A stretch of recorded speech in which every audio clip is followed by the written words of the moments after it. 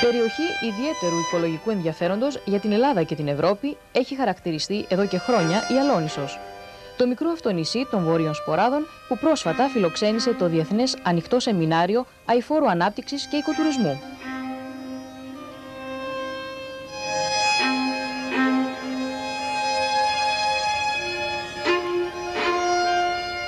Το σεμινάριο, στο οποίο συμμετείχαν Έλληνες και ξένοι επιστήμονες, εκπρόσωποι της Βουλής, του ΕΟΤ και της τοπικής αυτοδιοίκησης, οργανώθηκε από την Ευρωνατούρ, την οικολογική και πολιτιστική κίνηση Αλονίσου, σε συνεργασία με το Δήμο Αλονίσου και στα πλαίσια του προγράμματος Eco Islands, το οποίο προέρχεται από την 11η Διεύθυνση της Επιτροπής Περιβάλλοντος της Ευρωπαϊκής Ένωσης. Το πρόγραμμα Eco Islands είναι ένα πρόγραμμα για τη δημιουργία ενός δικτύου οικολογικών νησιών της Ευρώπης, τα οποία έχουν σαν κύριο χαρακτηριστικό τους κάποιες παραμέτρους που μπορούν να θεωρηθούν οικολογικές.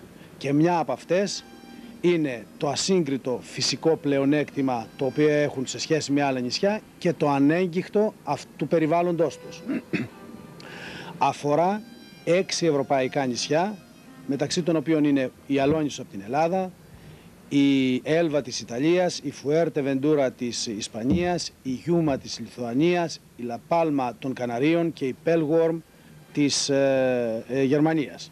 Το φυσικό κάλος των 6 αυτών ευρωπαϊκών νησιών, όπως υπογράμμισαν όλοι οι ομιλητές στις εισηγήσεις τους, θα πρέπει όχι μόνο να προστατευθεί και να αναδειχθεί, αλλά παράλληλα να αποτελέσει και το βασικό μοχλό για την οικονομική ανέλυξη και ανάπτυξη των νησιών αυτών.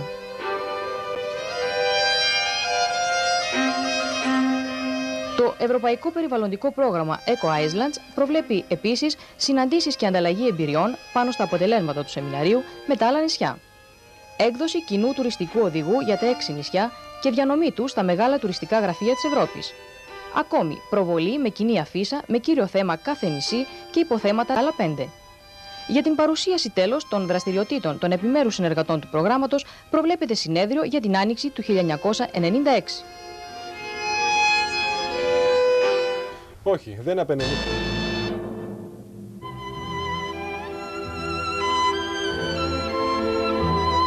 16 ναυτικά μίλια βόρεια της Αλονίσου βρίσκονται τα Γιούρα, ένα από τα ερημονήσια των Βορείων Σποράδων που αποτελεί σημαντικό τμήμα του θαλάσσιου πάρκου της περιοχής. Εδώ η ορνηθοπανίδα είναι ιδιαίτερα πλούσια αφού έχει να παρουσιάσει 31 είδη αρπακτικών, ένα σπάνιο είδος έγαγρου, δάσος από πουρνάρια και το σπήλαιο του Κύκλοπα στο εσωτερικό του νησιού.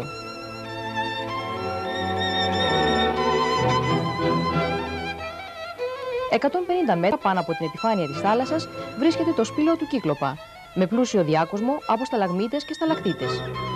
Η αρχαιολογική του έρευνα ξεκίνησε το 1992 και συνεχίζεται μέχρι σήμερα. Όσον αφορά την αξιοποίηση του σπηλαίου, πιστεύω ότι το καλύτερο θα ήταν να μην αξιοποιηθεί καθόλου, γιατί θα καταστραφεί.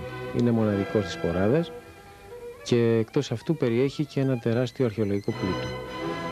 Εάν όμως θέλουν να το αξιοποιήσουν, θα πρέπει να αξιοποιηθεί με πολύ μεγάλη προσοχή και πολύ μεγάλη ευαισθησία. Η ανασκαφή σε 5 σημεία του σπηλαίου έφερε στο φως εξαιρετικά ευρήματα διαφόρων περιόδων. Της κλασικής περίοδου, 5ος π.Χ. αιώνας, της ρωμαϊκής εποχής, 10 έως 12 μετά Χριστόν, στην οποία ανήκουν εκατοντάδες λιχνάρια, αλλά και της νεολιθικής, 4.000 έως 6.000 π.Χ. Την περίοδο αυτή χρονολογείται γραπτή κεραμική εξαιρετικής ποιότητας με κοσμήματα εμπνευσμένα από την Ιφαντική. Τα βαθύτερα στρώματα του σπηλαίου ανήκουν στην προκεραμική ή μεσολιθική περίοδο, 7.000 έως 8.000 π.Χ. Στη φάση αυτή ανήκουν υπολείμματα τροφής του ανθρώπου που συνίσταται σε χιλιάδες οστά ζώων, πουλιών αλλά κυρίως ψαριών. Εκείνα που προξενούν εντύπωση είναι τα οστέινα αγκίστρια που μέχρι στιγμής δεν έχουν βρεθεί σε άλλο σημείο του Αιγαίου. Ακόμη, τμήματα κοσμημάτων, φωλίδες πυρητόλιθου, λιασμένες πεταλίδες. Φέτος, το 1995, βρέθηκα ένα κρανίο ανθρώπινο σε βάθος 5 μέτρα. Αυτό χρονολογείται στη μεσολιθική περίοδο και είναι το τρίτο κρανίο που έχει βρεθεί μέχρι σήμερα στην Ελλάδα. Είναι σπανιότατο. Από τα ευρήματα της μεσολιθικής περίοδου αποδεικνύεται ότι πριν από περίπου 10.000 χρόνια οι άνθρωποι που ζούσαν στα Γιούρα κυνηγούσαν, συνέλεγαν καρπούς, αλλά κυρίως ψάρευαν και μάλιστα με τόσο εξειδικευμένες τεχνικές ώστε να μπορούν να χαρακτηριστούν επαγγελματίες αλίης. Κάτι που αποδεικνύεται από τη μεγάλη ποικιλία των αγκιστριών που ήρθαν στο φως. Η ανέβρεση επίσης σκελετών μεγάλων ψαριών, οδηγεί την εφορία σπηλαιολογίας του Υπουργείου Πολιτισμού που διεξάγει την έρευνα στο συμπέρασμα ότι οι ψαράδες της τόσο πρώιμης εκείνης περίοδου θα πρέπει να κατήχαν και προηγμένες τεχνικές ναυσιπλοείας. Για όλους αυτούς τους λόγους, τα γιούρα, που αποτελούν σήμερα την αρχαιότερη θέση του νησιωτικού Αιγαίου, θα πρέπει να τύχουν ειδικής μέριμνας από την πολιτεία, αφού η οικολογική και πολιτιστική τους αξία έχει αποδειχθεί ιδιαίτερα σημαντική. Το Ιστάκο.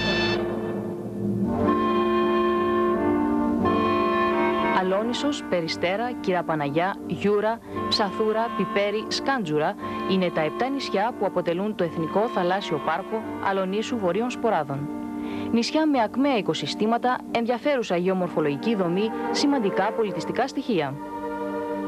Η ιδέα για τη δημιουργία του Θαλάσσιου Πάρκου ανήκει στον Βαβαρό βιολόγο, περιβαλλοντολόγο και κινηματογραφιστή Τόμας Σουλτσβέρστρουμ, ο οποίος το 1976 επισκέφθηκε το σύμπλεγμα των νησιών αυτών και φωτογράφησε για πρώτη φορά τη Φώκια, που ζει όμως στις ελληνικές θάλασσες από την εποχή του Ομήρου. Για την προστασία της Μεσογειακής Φώκιας και του βιοτόπου της εκδίδεται το 1986 η πρώτη νομαρχιακή απόφαση από την Νομαρχία Μαγνησίας. Εκείνοι που πρώτοι αναλαμβάνουν να προστατέψουν τη Φώκια είναι οι παράκτοι αλληλείς, χάρη στους οποίους υπάρχει μέχρι σήμερα το θηλαστικό αυτό στην περιοχή. Η απόφαση του 86 αποκλείει τα γρηγρή, τα οποία αποτελούν απειλή όχι μόνο για τη Φώκια, αλλά και για τον εν γέννη θαλάσσιο πλούτο. Όμως, στις 16 Μαΐου 1992 υπογράφεται το Προεδρικό Διάταγμα ΦΕΚ 519, στο οποίο εμπεριέχονται διατάξεις οι οποίες είναι καταστροφικές για το ίδιο το πάρκο. Για παράδειγμα, ενώ επιβάλλουν παράλογες απαγορεύσεις για τους παράκτιους αλληλείς, βάζουν στο χώρο του θαλάσσιου πάρκου τα γρηγρή. Την υπογραφή εκείνου του Προεδρικού Διατάγματος λογικά έπρεπε να ακολουθήσει δεύτερο Προεδρικό Διάταγμα, το οποίο θα αναφερόταν στη σύσταση του διαχειριστικού φορέα και του διαχειριστικού σχεδίου. Από τότε έχουν περάσει 3 χρόνια και τέτοιο διάταγμα δεν έχει εκδοθεί ακόμη. Στο μεταξύ, κάποια εταιρεία η οποία έχει εμφανιστεί στην περιοχή από το 89 με τον σκοπό της προστασίας και της μελέτης της Μεσογειακής Φώκιας να ροκανίζει κυριολεκτικά, αν θα μπορούσα να πω αυτή την έκφραση πάρα πολύ ήπια, τα κονδύλια της ΕΟΚ για μελέτες, monitoring, έρευνες για τις οποίες κανείς δεν ξέρει ποιος τις προτείνει, ποια είναι η αναγκαιότητά τους και ποια η σπουδαιότητά τους.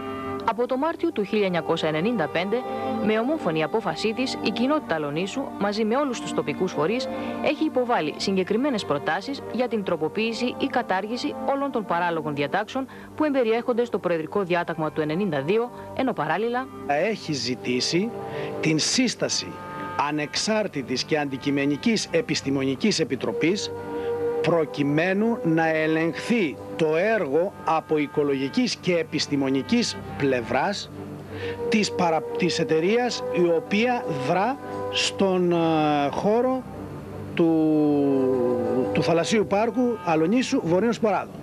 Δυστυχώς μέχρι σήμερα καμία απάντηση δεν έχει δοθεί στο έγγραφο αυτό της κοινότητας Αλονίσου, παρόλο που εδώ θα πρέπει να το ομολογήσω, η πολιτική ηγεσία από τον Υπουργό, την Υφυπουργό, τον Γενικό Γραμματέα έχει υποσχεθεί ότι θα λυθούν τα προβλήματα αυτά και ότι κατανοεί, όχι μόνο κατανοεί, αλλά αποδέχεται πλήρως τις αιτιολογήσεις μας. Πέθανε σε ηλικία